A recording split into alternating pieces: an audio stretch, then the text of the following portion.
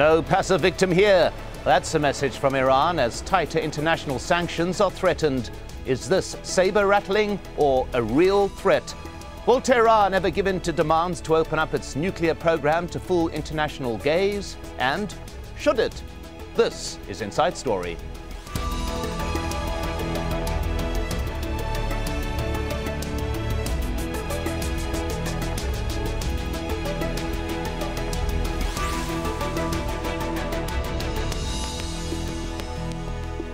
Hello, I'm Mike Hanna. This week saw a three-day Iranian military exercise in the Gulf in which the country's long and short-range missile technology was on display. The show of force came at the same time as a new European Union ban on the import of Iranian crude came into effect, sanctions being intensified as the EU, together with the US, continues to press demands that Iran give total international access to its nuclear technology program. Demands that the Tehran government sees as a direct attack on the country's national sovereignty. And Iran's parliament is currently drafting a bill that would allow a partial or complete closure of the Strait of Hormuz, a vital shipping route for the export of oil to the world. This report from Imran Khan. The Strait of Hormuz lies between Iran to the north and Oman and the United Arab Emirates to the south. At its narrowest point, it's only 34 kilometers wide. Now, based on last year's figures, 17 million barrels of oil pass through here every day. That's 20% of all oil traded worldwide. Iran has warned that it could close down the strait, but does it have the military capability? Iran can threaten to mine the strait, it can actually mine the strait, it can fire missiles from its coastal batteries into tanker ships traversing the straits, it can attack any naval flotilla accompanying merchant vessels, so it can, to all extents and purposes, close the straits, yes. If Iran shuts down the Straits of Hormuz, the oil prices will be doubled at least, and that will hurt the countries that are in a weaker economic position more, for example, Greece or Spain or Italy or Ireland. Any attempt to close the strait will lead to an attempt to reopen it. Even Iran needs the strait to export the oil it can to countries not affected by the embargo. Iran's National Security and Foreign Policy Committee is drafting a bill to try and stop oil tankers from shipping crude to countries that support the sanctions. If that bill is approved by Parliament, then it would have to be okayed by the 12-member Council of Guardians and ultimately Iran's supreme leader. The top oil exporter, Saudi Arabia, has already taken steps. They've reopened an old pipeline built by Iraq to bypass the strait and export more crude via the Red Sea terminals. The United States has also sent 4 minesweepers to the Gulf to bolster the US Fifth Fleet. So now all eyes are on the strait and what Iran and the West do next. Imran Khan, Al Jazeera.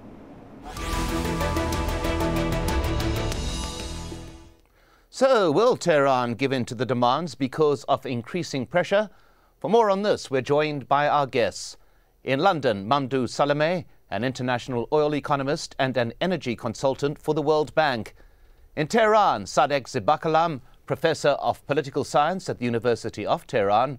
And in Washington, we have Phyllis Bennis, Fellow of the Institute for Policy Studies. She specializes in US-Iran relations and has written a book called Understanding the US-Iran Crisis, a primer.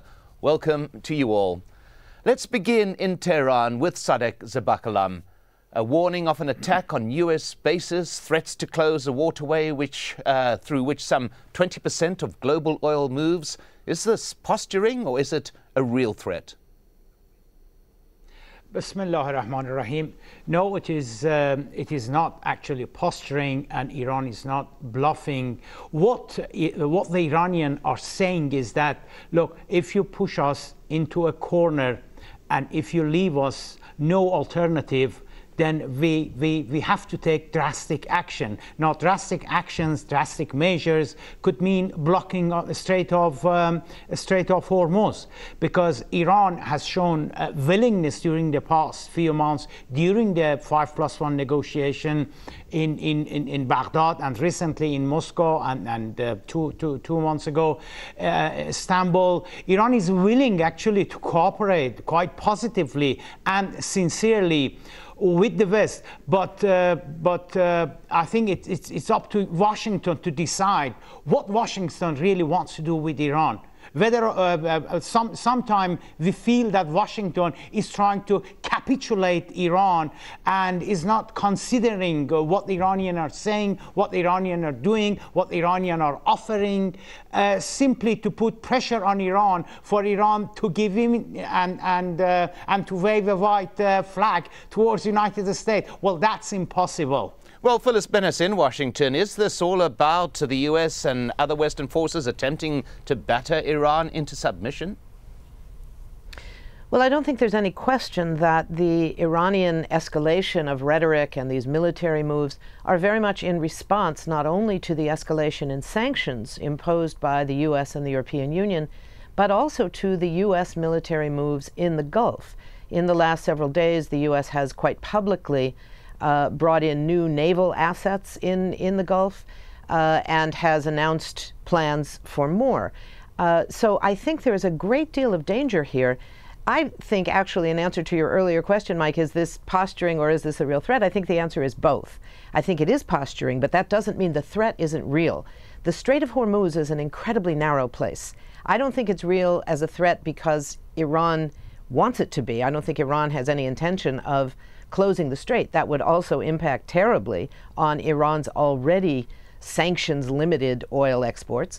But in that arena, when you have the Revolutionary Guard of Iran and the U.S. Navy in such close proximity with more and more ships confronting each other, the danger of some kind of a small confrontation exploding into something much bigger is quite serious. There have been efforts before, offers from Iran and U.S. Navy officials on both sides to try and create some kind of a military-to-military relationship so they would be able to talk to each other to avoid any potential escalation. But in this moment of political escalation, we should not forget the U.S. election shaping much of that debate. It's going to be very difficult to do that. So the tensions are rising, and that means that the threat is very real. Mamdouh Salameh in London, it does appear that there are real dangers here. Yes, there is. However, I must point out that from a military point of view, Iran is capable of mining the Strait of Hormuz. However, Iran will not take this measure. It's only a defensive measure. It will only take that measure if its oil exports are prevented from passing through the Strait of Hormuz. In that case, Iran will take that measure. As I said, the situation is very dangerous, and the rhetoric could, by mistake, escalate into a clash and even war in the Gulf. Well, Sadegh Zerbaklam, let's go back to you in Tehran. Obviously, Iran under immense international pressure, but it may not be the only loser as this scenario unfolds. The impact of this dispute on the world's economy generally would be vast, would it not? Yes, it would be. Just imagine that Iran has been forced to block the Strait of Hormuz. Imagine that there is a inevitable confrontation, military confrontation between Iran and the United States. Now, how much do you reckon a barrel of oil will rise? Certainly, Iran doesn't want a confrontation. But if Iran is forced into a corner, if Iran has no alternative but to confront militarily, be as it may, and Iran will take that option. Well, we've had various reports about safe measures being taken by certain countries, Saudi Arabia saying that it is opening up an old pipeline. We also hear claims from Saudi that it has been stockpiling oil. Now, Mamdouh Salameh in London, this is something that you are specifically acquainted with. You have, for example, the Saudi Arabia saying that it has some 250,000 barrels in reserve, which would carry the world through should this dispute emerge and actually affect the oil supply. Is this a source of comfort, do you think, to the international community? As a matter of fact, if the Strait of Hormuz has been shut, you are talking about 17 million barrels of oil exports from the Gulf producers being stopped. Now, the Gulf producers have taken certain measures to circumvent such an eventuality. The most successful one is the United Arab Emirates, which built an oil pipeline which will end in the Fujairah on the Arabian Sea, and at the Fujairah port on the Arabian Sea, and that means that the bulk of its oil, 3/4 of its oil exports, or 1.7 million barrels of oil a day, can be, don't have to pass through the Strait of Hormuz. In the case of Saudi Arabia, unfortunately, it has not taken such measures. There is a pipeline which crosses Saudi Arabia from the east to the west, to Yanbu on the Red Sea. But that pipeline, which used to carry Iraqi oil during the Iran-Iraq war, that pipeline can carry only 1.6 million barrels a day out of more than 5 million barrels that Saudi Arabia export normally.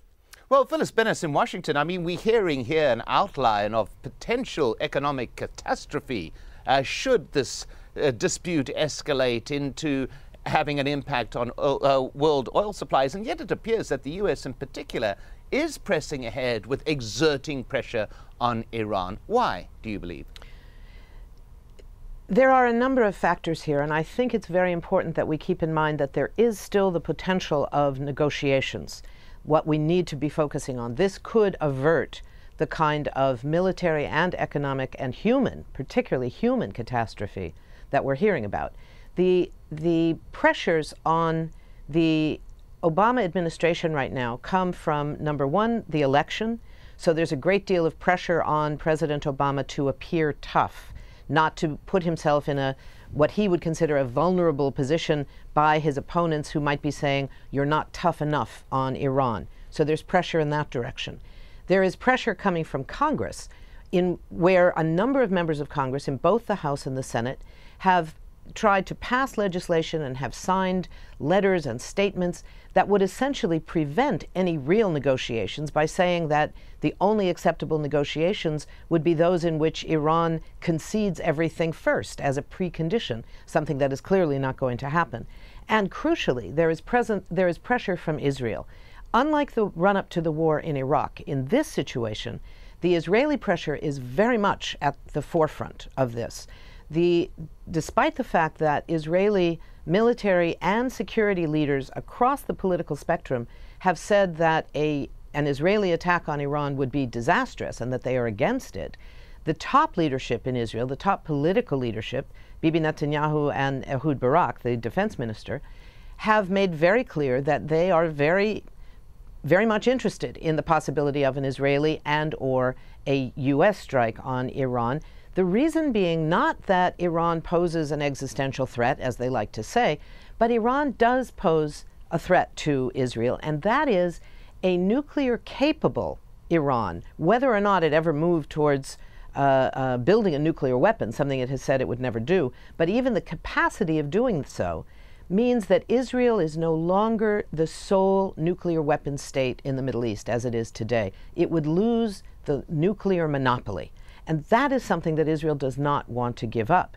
So we have 3 levels of pressure on the Obama administration, which I believe, in fact, both militarily and politically, at the core of the administration do not want to escalate this, do not want war in Iran against Iran. But they are under this enormous pressure, and some of that response is in the escalation of rhetoric and the movement of naval assets in particular.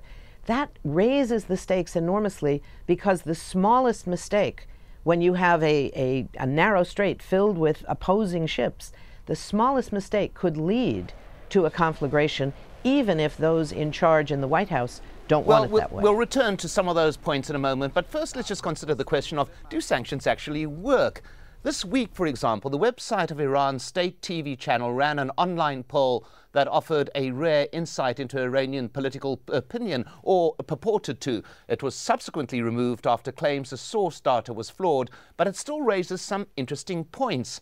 Asked how they thought Iran should respond to international sanctions, 63% of respondents reportedly said that they would prefer that their government ended its uranium enrichment program in exchange for the gradual removal of sanctions. The result could reflect public dissatisfaction with Iran's faltering economy, which has been hit by wave after wave of punitive measures that experts say has cost the economy some $10 billion in lost oil revenues. The poll would also appear to run counter to the claim often made by Tehran that the majority of Iranians are behind the country's nuclear enrichment program. Well, let's go to Sadek Zibakalam to look at all of this. Part of sanctions, the effect of them is supposed to increase public pressure on the government. Now, it didn't really work in the case of Saddam in Iraq. Will it work here? Are there any signs of public pressure being exerted on the government?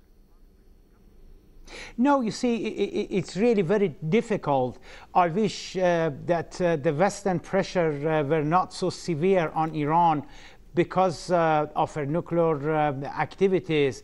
Then people like me and many others would have raised the whole issue of Iran's nuclear program from an economical point of view.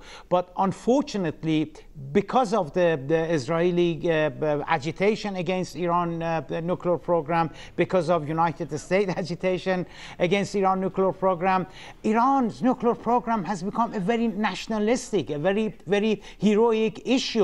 And the more radical Iranian leaders within Revolutionary Guard, to some extent President Ahmadinejad and others, they have successfully played this nationalistic card of Iran's nuclear program. It has reached to the point that it's very difficult domestically to criticize the nuclear program because if you start to criticize nuclear program, you would be branded as a traitor and as a U.S. lackey. And that's very unfortunate because there are many Iranians who are thinking that whether or not nuclear progress is worth the price that Iranians are paying for it.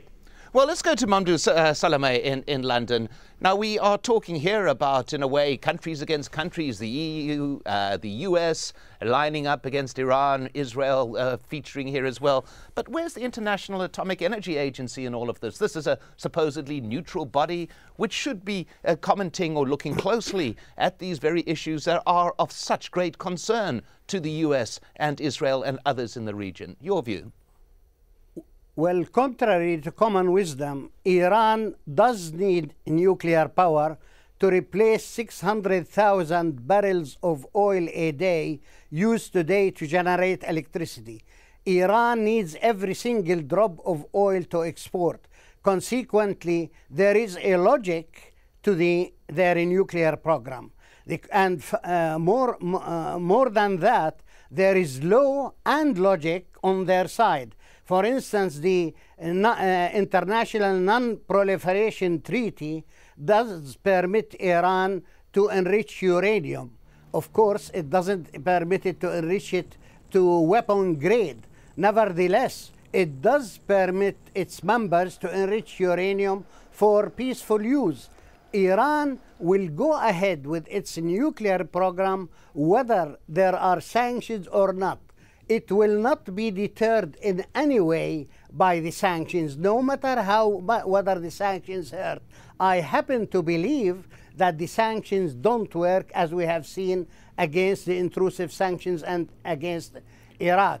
However, from a logical point of view, one would question, why does the United States acquiesce to Israel, India, Pakistan and North Korea having nuclear weapons when it does not acquiesce to Iran acquiring them? And that's the uneven-handedness which is on the side of Iran. Iran says, I am entitled to nuclear energy, albeit if I need nuclear weapons, I'll go ahead with that like the other countries. The question is, The United States and Israel are bluffing.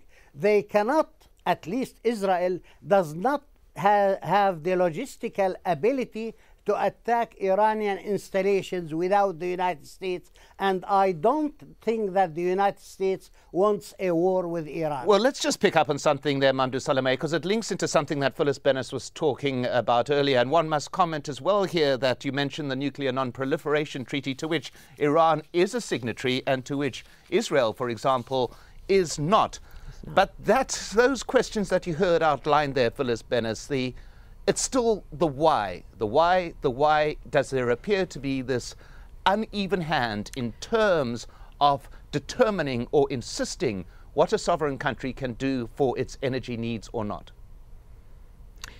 We should be very clear that there has never been consistency in U.S. foreign policy on almost any issue. This is certainly no exception. The U.S. collaboration in the Israeli refusal to not only sign the Nuclear Non-Proliferation Treaty, but to acknowledge its widely known nuclear arsenal is one example of that. It's only one. The difference in how the U.S. has treated Pakistan and India when they broke out of the Non-Proliferation Treaty requirements, etc. You know, these distinctions are an old story. What I think we have to look at is the question of Iran's role in the region. And part of the reason, you asked the question why, part of the reason that the U.S. is so determined to suppress Iran's rise as a regional power is because historically the only two powers in the Middle East that had the indigenous capacity to emerge as regional powers were those that had oil for money, that had size of land and population, and had water, sufficient water. The only two countries historically that had all three were Iran and Iraq. The U.S. cheered on the Iran-Iraq war as something that was good for U.S. interests, defined that way, because it was keeping those two countries fighting each other, paying a huge price in blood of their young people, in the wealth of their country, destroying both countries. Then the U.S. invades and occupies Iraq. Iraq is now a shattered country. It will take generations to be rebuilt and is no longer a regional power. Iran remains as the regional power. The other that has emerged with a different kind of economy without oil, of course, is Turkey. But Turkey, because of its NATO role, is much closer to the United States. Iran remains as the one potential regional challenger to the United States in this very strategic part of the world. Well, at this point, Phyllis Bennis, I'd just like to, because we're running a bit short on time here, but I want to go to Sadegh Zabaklam and ask the very critical question. Given all of these issues, is it not possible for the Tehran government to say, yes, we will make our nuclear program transparent, yes, we are enriching uranium for peaceful reasons? Why has this not been forthcoming from Tehran? Well, this has been said all along during the past decade or so. Iranian has always maintained that our nuclear program is peaceful. And for heaven's sake, there have been dozens and dozens of reports by International Atomic Agency. There have been reports by various the U.S. intelligence report, etc., etc. None of them have ever shown that Iran is actually determined to produce nuclear weapon. From an Iranian point of view, it's quite ridiculous that United States says that, well, look, we were helping the Shah to enable Iran to have the nuclear industry, but because we don't like your government, because we don't like your Islamic government, we are opposing. It's quite ridiculous. But that basic question, though, Sadegh Zabaklam, that basic question, why not then open up the nuclear program to complete inspection? Well, you show me just one side of Iranian nuclear program that during the past 10 years, at least half a dozen times, the International Atomic Agency agent have not inspected. But that's a very important issue. They say we want to go to Parchin, we want to go to here, we want to go to there. But you see, none of these sites, none of these installations, they have nothing to do with nuclear program. Well, at that particular point, we come to the end of this discussion. So much more to talk about, but so little time to do so. My thanks to our guests in London, Mamdouh Salameh, In Tehran, Sadek Zebakalam, and in Washington, D.C., Phyllis Bennis. And thank you so very much for joining us on this edition of Inside Story. If you want to send us your feedback, just email your thoughts to us at insidestory@aljazeera.net. I'm Mike Hanna. Thanks for watching, and goodbye for now.